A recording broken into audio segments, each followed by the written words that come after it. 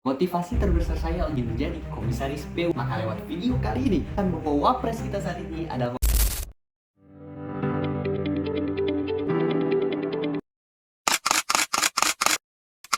Oke, bismillahirrahmanirrahim. Assalamualaikum warahmatullahi wabarakatuh. Halo semua, perkenalkan saya Alif ini, mahasiswa aktif semester 6 pada program studi administrasi perkantoran digital Fakultas Ekonomi dan Bisnis Universitas.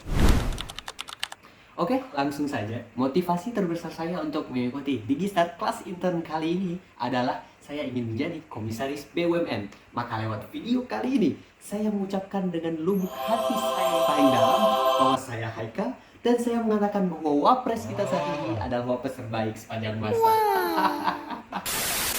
Benjot emot. Learn, grow, and contribute adalah 3 kata yang menggugah motivasi serta komitmen saya untuk mengikuti Digistar kelas intern kali ini. Kata yang cukup lugas, tegas, dan tepat sasaran pada poin-poin krusial yang sangat amat dibutuhkan mahasiswa intern seperti saya agar siap berkecimpung dalam dunia kerja. Apalagi bekal penting ini kita dapatkan di perusahaan yang menjadi role model sektor digital di Indonesia.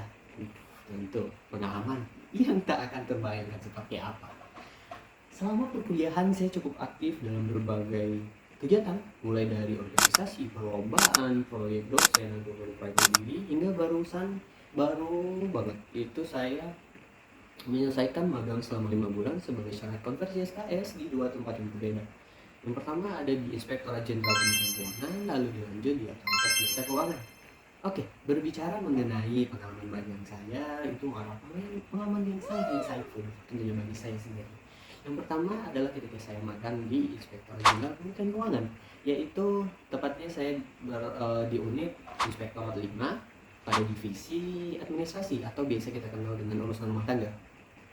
Saya diberikan job desk yang pertama ada bagian administrasi berupa korespondensi, pengarsipan, dan kadang menjadi nutulin isi rapat. Lalu ada bagian manajemen sumber daya manusia, terkadang saya mengurus membantu administrasi kepegawaian dan juga daftar hadir pegawai misalnya. Dan juga kadang saya juga membuat surat tugas, nota dinas, dan segala macam.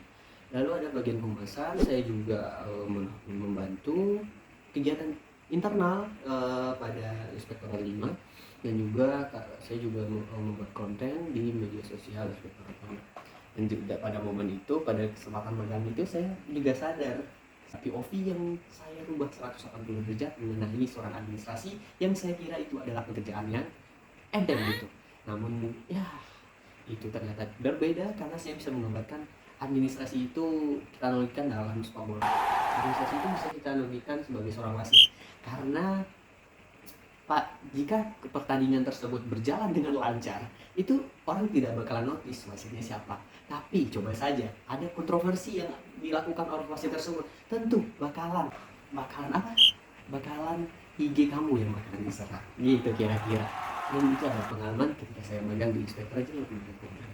Lalu dilanjut pada magang di Otoritas Jasa Keuangan yang saya ditempatkan pada Departemen Pengawasan Bank Pemerintah, tepatnya pada divisi informasi dan dokumentasi. Job desk yang kurang lebih sama dengan pengalaman magang saya sebelumnya, namun saya di situ diberikan proyek digitalisasi arsip ke dalam database berupa dokumen baru yang masih berumur 6 bulan ke belakang sampai 1 tahun, di mana itu masih diperlukan untuk para pengawas maupun auditor sana untuk seputar perbankan pemerintah gitu. Dan saat itu saya tidak tahu apakah saya ditakuti mentor atau segala macam gitu kan. Mentor saya bilang jika satu input saja tidak berhasil, tidak salah ataupun keliru, itu bukan sekali. Maka di situ tentunya diperlukan ketelitian yang sangat ekstra gitu ya. Nah, dan alhamdulillah saya berhasil menyelesaikan proyek tersebut kurang dari 2 bulan, di 2 bulan ada targetnya, dan juga dapat digunakan dan siap digunakan untuk para auditor atau pengawas untuk menyambut triwulan ketiga dalam pengurusan perbankan gitu.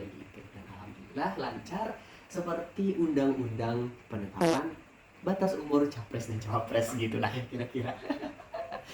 Itu adalah pengalaman saya magang, dan jika ditarik atau flashback di 2 bulan sebelum saya mulai magang, itu adalah sebuah pengalaman yang sangat membantu saya sangat bermanfaat bagi saya sendiri. Yaitu adalah ketika saya menjadi panitia dan yang mana akan menjadi tim leader dan juga festival director pada kegiatan Wirawiri Universitas Digital Wirausaha Merdeka Wirausaha untuk Negeri yang merupakan kegiatan Kemendikbudristek di mana para mahasiswa di seluruh Indonesia yang ingin mengasah keterampilan kewirausahaannya itu bisa mendaftar di UNJ saat kala itu, dan bakalan ada konversi full konversi SKS. Cukup program yang sangat menjanjikan gitu.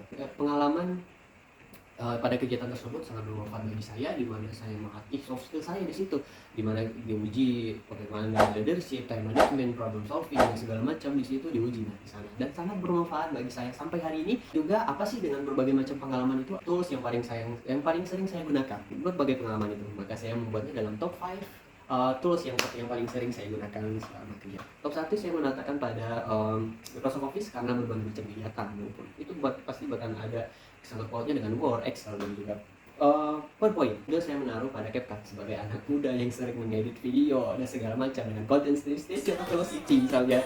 Itu merupakan ekspresi kami para Gen Z untuk menuangkan ini kami.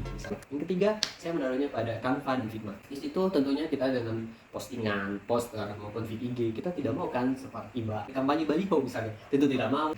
4 dan 5 saya taruh sekaligus karena ini masih dalam tahap belajar dan ini menjadi ketertarikan baru bagi saya dan ilmu yang perlu saya eksplor tentunya, yaitu WordPress dan SDA. Gitu, top 5 tools yang paling sering saya gunakan. Mungkin sekian.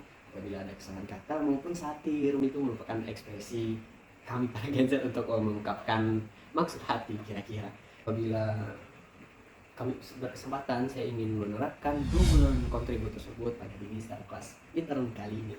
Bila ada kesalahan kata maupun tingkah yang tidak berkenan, saya mohon maaf. Wabillahi taufiq wal hidayah. Assalamualaikum warahmatullahi wabarakatuh.